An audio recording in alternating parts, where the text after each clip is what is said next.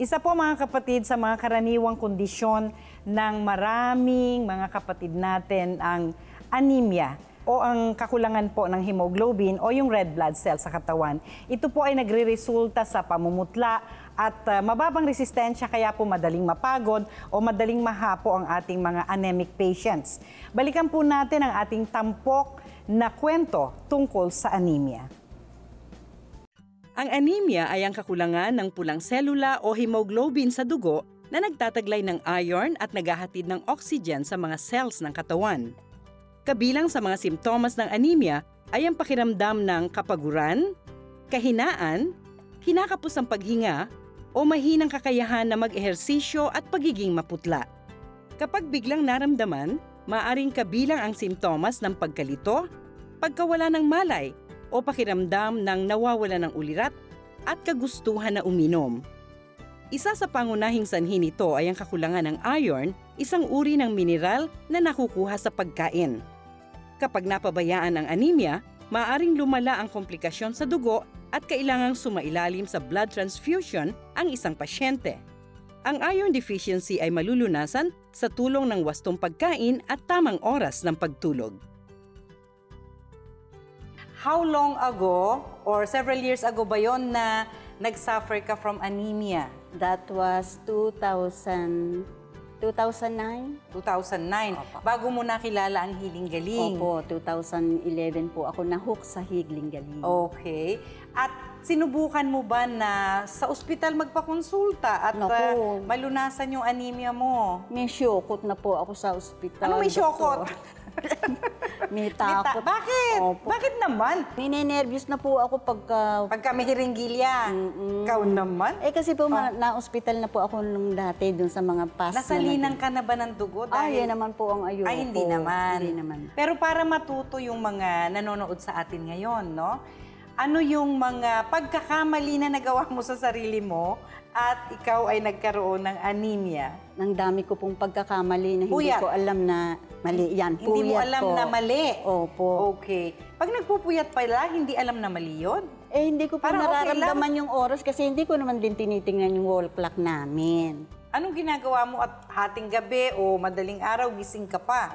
Siguro po yung masyado ko yun sa bahay. Mahilig ako mag-decorate ng bahay. Makutingting. Makutingting po ako. Okay.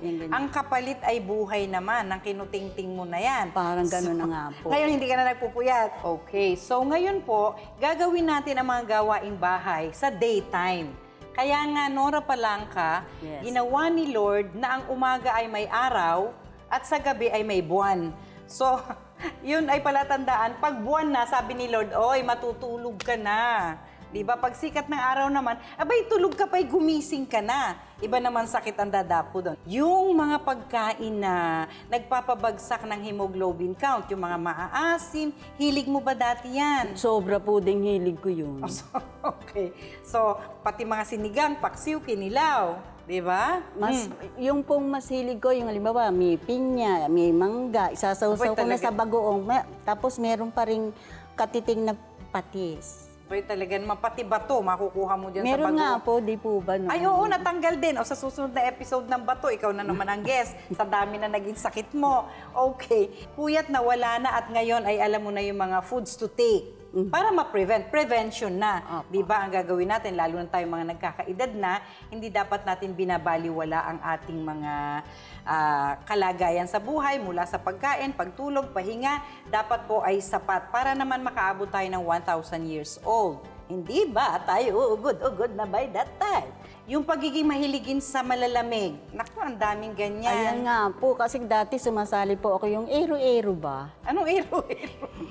Yung pong nagsusumba ang tawag ngayon. Tapos? Pero dati aerobics. Eh di po nagbabaon ako ng tubig. Eh talaga inilalagay ko sa freezer yon. Tapos yun yung iinom-inom ko. Ay, masama yun. Yun okay. nga po. Hindi lang po anemia ang aabutin. Kung kayo ay pagod tapos biglang uminom ng malamig, abay ang puso po ay mamamaga. Dapat pagka nag-zumba o nag-aerobics pala yun, warm water po ang iinumin, hindi malamig. Yun. Po, at maligo na muna bago mag-zumba o mag-gym. Kesa naman pagkatapos mo mag-gym, tsaka ka maliligo. Ngayong nagbagong buhay ka na, Miss Nora Palangka, hindi mo na namimiss yung pagligo sa madaling araw, ang pagpupuyat, hindi na? Dehins na po. Dehins na. Naku, maraming salamat, Nora. Kaugnay naman po ng anemia, narito ang hiling-hiling pahabol ng isang kapatid natin. Good day po, Doc E. Ano po ba ang dapat kong gawin o repainom para maging normal ang hemoglobin ng aking asawa? Cancer patient po siya. Salamat po. Tinatanong niya kung ano ang dapat gawin at ipainom para po maging normal ang hemoglobin count ng kanyang asawa na isang cancer patient.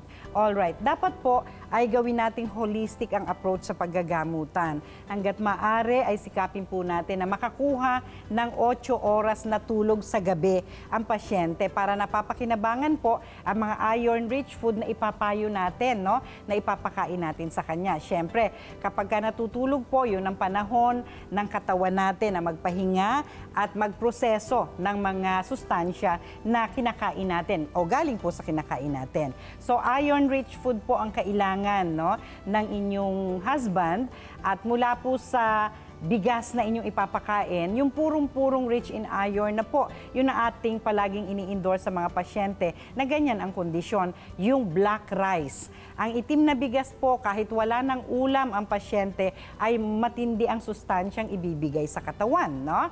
Pwedeng ilugaw, pwedeng isaing, at sabayan pa po, kung kaya ng pasyenteng kumain ng normal, ay mga iron-rich food pa din na galing sa mga gulay. Halimbawa ay yung mga dark green and red vegetables. Mas maganda po ay leafy vegetables. Sa mga isda po, ang magandang ipakain sa pasyente ay yung mga rich in iron din, no? Yung madudugo po na isda. Ang tuna, tambakol, tulingan, salmon, no?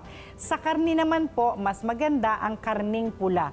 Kahit po kasing laki lamang ng palad ng pasyente, no, hindi nakasama yung daliri, ay pwede na po, sapat na po yun per meal na kakainin ng pasyente, may sabaw, no? Ano po yung mga red meat na yan? Yung hindi masyadong makolesterol na bahagi ng baka, no? Ang baka po ay red meat. Nandyan din ang karne ng kalabaw, kabayo, kambing, kalapate, itik, usa, marami pa pong iba. So hanapin po ninyo yung mga red meat na yan. At hanggat maaari, wag po nating lulutuin ng may asim, no? Kapag may asim po at anemic na ang pasyente, lalo pong nadidefeat ang purpose, no? Kailangan po yung mga alkaline soupy meal ang ating ipiprepare sa ating pasyente, mga lutong nilaga, lutong tinola, yung mga pakulo, no? Na iron rich mula sa gulay, sa karne, at sa isda.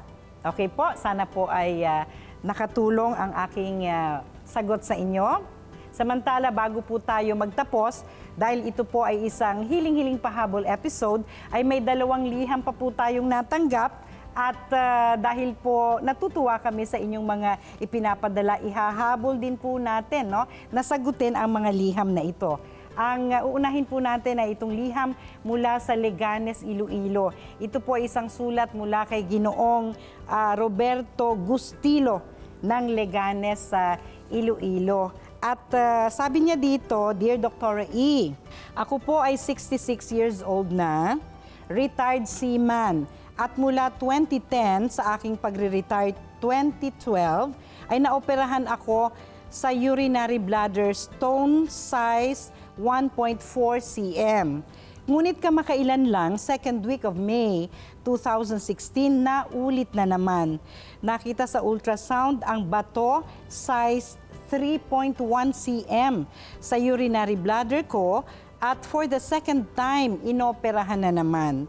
Ang sabi ng doktor ko, ang iba hindi bumabalik after their operation. I am so worried na baka may tendency pang mag-form ulit ang bato at hindi ko na makakayanan. Ngayon, malakas at ayos na ang pag-ihi ko, ngunit may umusbong na namang sakit sa aking tagiliran, both sides. Naobserbahan ko ang ihi ko ay kulay red-orange at may lumilitaw na parang white film fiber. Ang kondisyon ko ay katulad ni retired Air Force officer pastor na napanood ko last 10th of July, Sunday, na siya ay gumaling sa kidney cyst. Posibleng ito na rin ang sa akin. Hinulaan niya yung kanyang kondisyon. One more, sabi niya, may carpal tunnel pa po ako at manhid 24 hours ang aking 10 fingers, both hands. May lunas pa po ba ito? 4 years ko nang naramdaman. More than 2 months na po ako'y nanonood ng Healing Galing sa TV5 at ako'y naniniwala sa holistic approach na paggagamot ay gagaling ako. Nais ko pong matulungan ninyo sana ako. Thank you very much. Yours truly, Roberto Gustilo Leganes, Iloilo. Sana po ay meron kayong sales outlet ng Healing Galing products dito sa Iloilo City. Pasensya na po, wala pa po tayong outlet sa Iloilo. Ang pinakamalapit po sa inyo ay ang outlet natin sa Cebu City or doon sa Mandaue City sa Cebu, no? Pero dito po sa inyong katanungan, gawin po kaya natin, Mang Roberto, na holistic ang approach sa paggagamutan. Kung mapapansin po ninyo, paulit-ulit po ang pagtubo ng mga bato. At dahil dito ay nababahala